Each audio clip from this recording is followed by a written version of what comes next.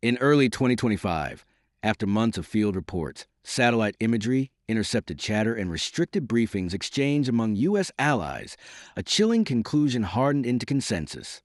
China's newest families of anti-stealth radars are not a showpiece, not a lab-bound prototype, but operational weapons reshaping the very logic of air planning in the Pacific. What once sounded like propaganda had become reality. The F-35, America's stealth crown jewel, was no longer a phantom immune to detection. Under certain conditions, increasingly common ones, it could be tracked at tactically meaningful ranges. Washington was stunned. Allies recalculated and adversaries celebrated.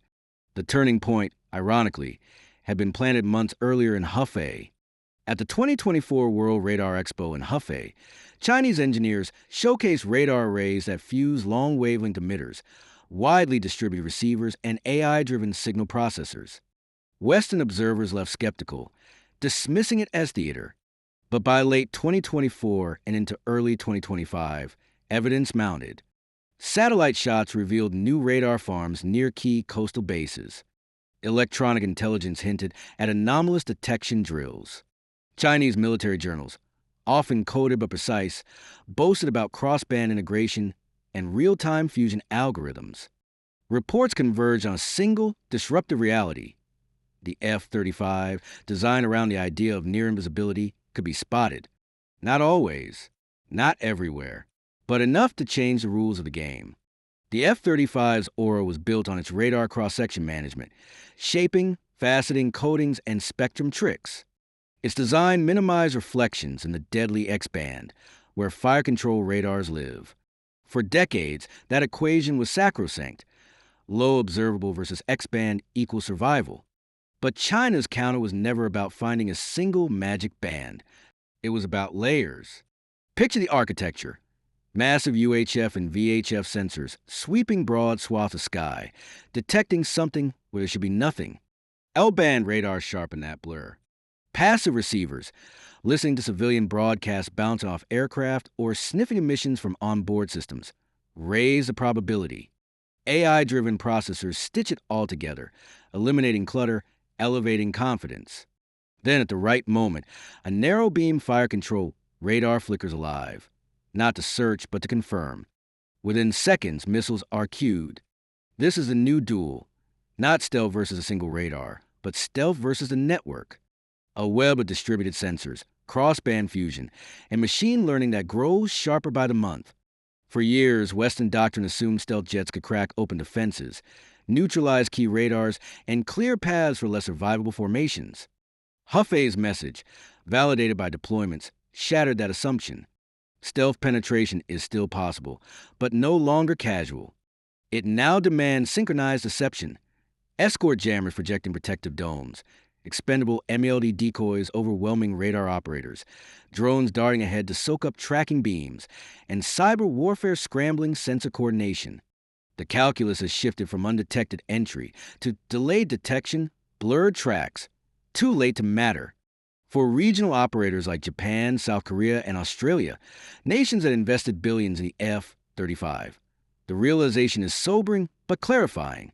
The jet's greatest strength is not invisibility alone, but its network brain, its ability to fuse data from multiple apertures, link seamlessly with allies, and manipulate the electromagnetic spectrum is now its survival engine.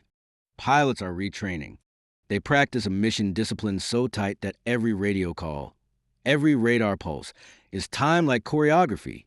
They learn to fly as distributed constellations, where unmanned wingmen dive into the dirtiest zones, carrying riskier payloads, acting as forward sensors and drawing fire. Technically, China's radar revolution rests on three truths. First, wavelength.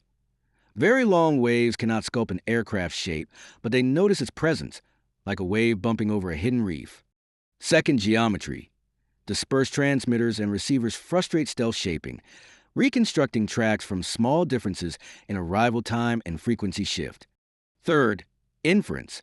Advanced processors flag anomalies, however faint, recognizing patterns in noise that human operators would miss.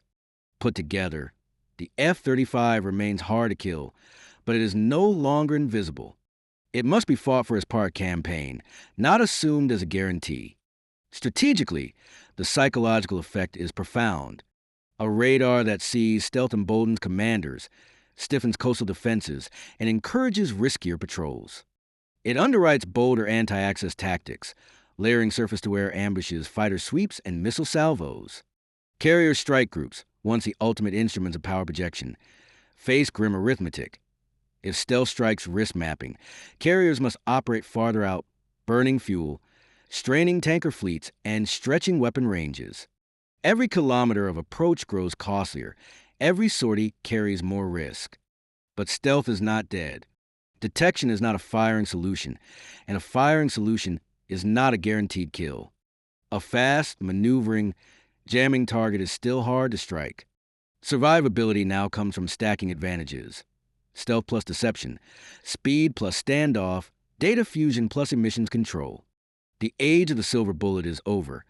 The age of electromagnetic combined arms has arrived. Washington is already adapting.